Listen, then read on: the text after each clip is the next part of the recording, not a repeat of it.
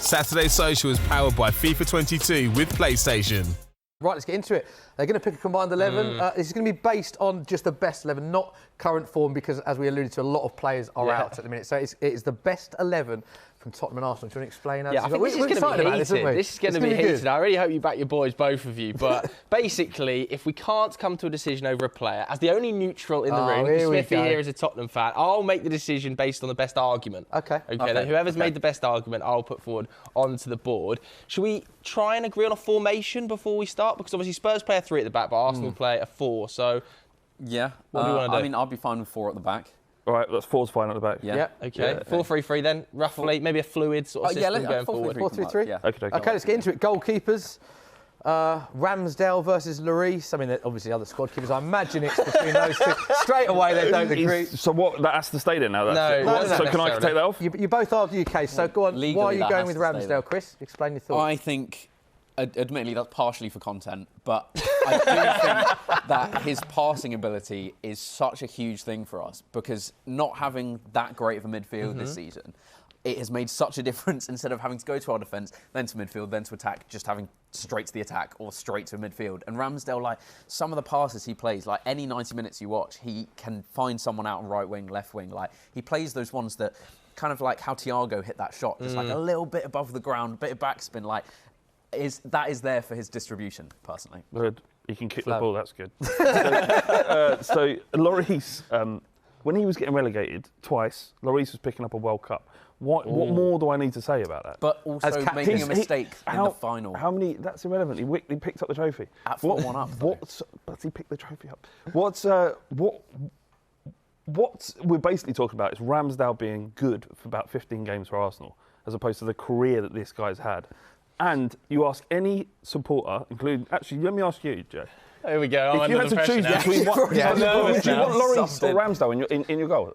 Don't say Ramsdale. I have to say, on form at the moment, I think I would take Ramsdale on this season. But you just explained it's not a form thing. But it's not a form thing. It's not a form thing. And I do think overall, I'm going to side with Flav on this one. I agree with that, but I do think that Ramsdale, amazing form, and if he keeps progressing at the current rate he's going at, then I think he'll be the man in there. Let's get Ramsdale off there as well. We've got Lloris up there. Let's get Ramsdale on. Both having good seasons, as we know. That he's just realised that I've tried to put Ramsdale in the photo. Both having good seasons. I think that's fair. Ramsdale's had a great start to the season in terms of longevity and career. Lloris edges it based on Joe's thing. I'd agree with that. Okay. Move on. Right back then, I think is this quite an easy decision, right back? Because this is a man that both of you wanted in the summer and has ended up at Arsenal. Presumably we're both agreeing Tomiyasu. Yeah, 100%. I'd agree with that as well. I think he's been quality since he came in. Yeah, one of the most surprising signings for us, really, because like when he came in, no one knew that much about him, to be fair. And he's been one of the best players for us this season. He's so two-footed, like he can just play it into midfield, he can play it up the line, he's so solid. So I think his physicality helps Ben White out as well a bit, doesn't it? When he comes in, tucks in, he's quick as well. He can get back and really help out. Most aerial duels won, and touches for Arsenal in the Premier League this season. Played all but one game. Why are we not considering Emerson Royale, given you spent 25 million on him in the summer? He knows. It's not my decision. He's at the beginning of his career, so it'd be hard to judge him at Spurs. There are reports that Barcelona are surprised we were willing to pay so much. No negotiation on the fee. He works hard. He gets in good positions, but his distribution from a right wing back role has been woeful, and that's a key attribute, which is something that Adama Traore is going to improve. Okay, easy with that. We all agree on Tomiyasu, so I think that's fair. Should we do the two centre backs sort of together then? Okay, let's try. This is quite interesting. This. Go on. What are you at, Flav?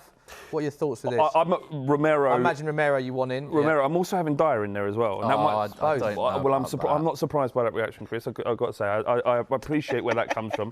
Personally, I was drafting up my team, and I thought just to make friends, I would just put one of mine in. And that was I would put Ben White in. So you want Ben White, and you want... I want both. I'm going to take both, but Dyer and Romero. Romero certainly. I would put Romero in as well. Just because of the incredible stuff he did. Put Romero in for now. And then, what is your case for Eric Dyer? My case is that people don't really understand Eric Dyer. Don't understand how good he has been certainly since Conte, even under Nuno. OCD was but especially under Jose Mourinho. This is a centre back that is consistently trusted despite the sort of narrative around him that he's not good enough, he's played lots of games for England. Ben White has done well previously at his past 2 clubs, but at a lesser level, the expectations like lesser. Ben White's done well when he's come in for Arsenal, but has he performed at the level that Dyer has consistently? And that's the parameters for this. I don't even know whether Flav believes what he's saying right now. I'm saying Dyer's I'm making the case that Dyer is better than you think he is, and that he's probably better than Ben White. Okay. I would also argue that Ben White is better than you think he is, because a lot of, again, I keep talking about distribution and getting the ball, but I think because we have such a weak the midfield is for us is very weak at the moment. Having Ben White to just commit attackers and dribble forwards and start off attacks for us has been so important to us being just so much more fluid in our game. And I do think that side of it is something that, unless you do watch a lot, it's just like a small thing to pick up, and that's why I'd have him ahead of Gabriel. Okay, well, I would also say that Dyer is. No, you're right. Fair enough. You happy with that then? One more thing. Look, Can we get the compromise? reason why I'm not. It's not the end of the world if this game gets cancelled. Is because Eric Dyer isn't available for it, and that's how important he is to Tottenham. In the back three, in the middle, without him, we're a different team. I think if you're both happy with one centre-back each, I think we'd agree. We did this before, and we were saying we thought Ben White and Romero would be the two picks. Gabriel based on that. You said that as well. Gabriel's had a good season. Romero obviously has been injured, but is clearly a quality player. He was in the Copa America team in the season, best defender in Serie A last season. Ben White's been great for us. I think we can agree on that. Left back then? Should we move on to left back? This is Left back quite then? interesting, actually. This one I think could also cause a bit of debate. Yeah, this one was Interesting close one. for me. It was. I'm a big fan of Reguilon. Reguilon and Tierney. Yeah, but I would have gone Tierney personally. I would have gone Reguilon, funnily enough. Okay, let's get your arguments then. Why KT? So, Tierney, he can do everything from left back. He's strong, he's quick, his delivery is really, really good. There's been so many times with Aubameyang where he's put in crosses to, that perfect corridor of uncertainty, and there's been no one on it. And he has got a lot of assists. So has Reguilon, though, that's the thing.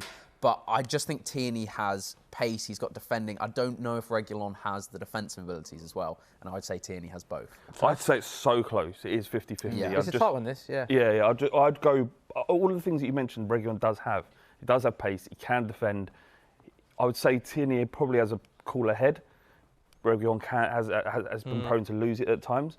But just when he plays with Spurs, we're a much better team for it. Plus, he's won the UEFA Cup. He's played at a higher level than Tierney has, I think.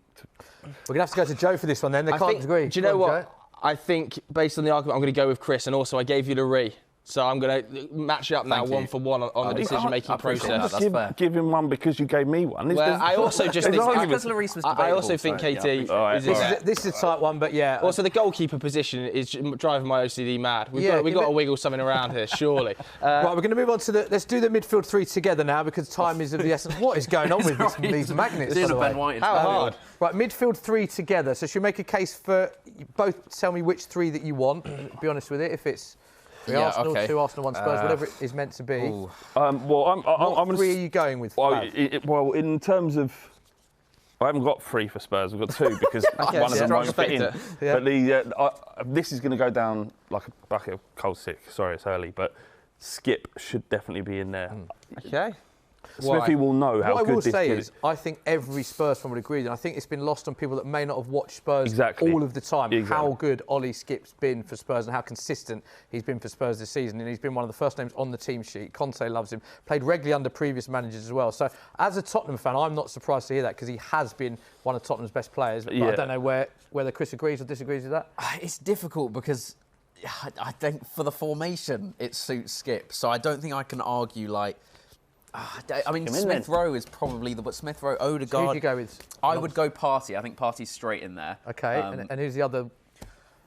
Probably Odegaard. But the thing is, you've also got Martinelli, who I don't think in the midfield three. I don't think he can get in the midfield three. I'm not going to allow Martinelli. If you're picking Martinelli, he's got to go up top. Formation. So then it's Højbjerg over. So the options are Højbjerg versus Odegaard here. Yeah, by the looks of it. They do completely different things. I'd probably have Mikel Arteta instead of Oliver Skip. Look, I appreciate where this is coming from, but in a year's time, you'll see what a foolish thing that is to say. I don't think you can have both of them. I think Odegaard has to come in. It's a very defensive midfield at the moment. Depends how you play. I do not want to watch that team currently. No, granted, nor would I.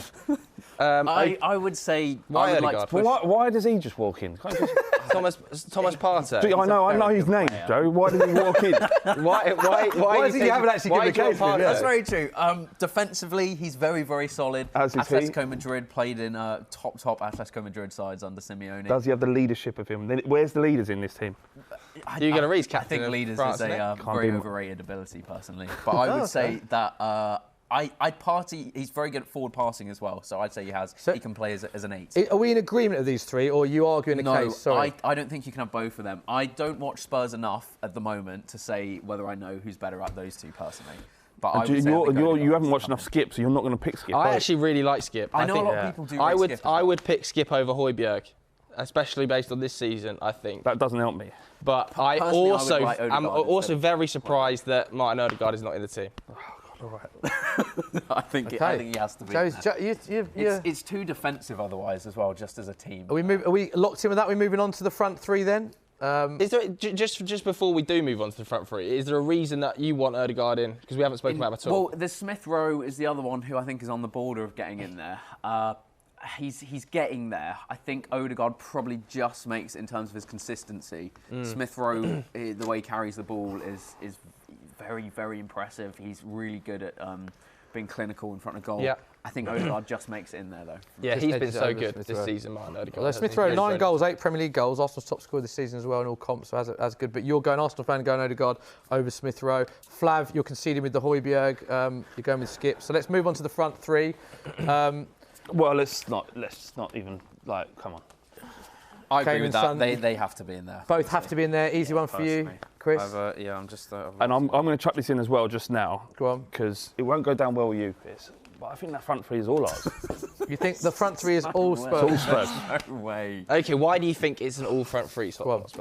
You name me one player who's done and scored in more important goals than Lucas Moura has. Name me a single one of your forwards has done anything anywhere near. He's about 84. He's played so many games. He's had a lot of opportunities.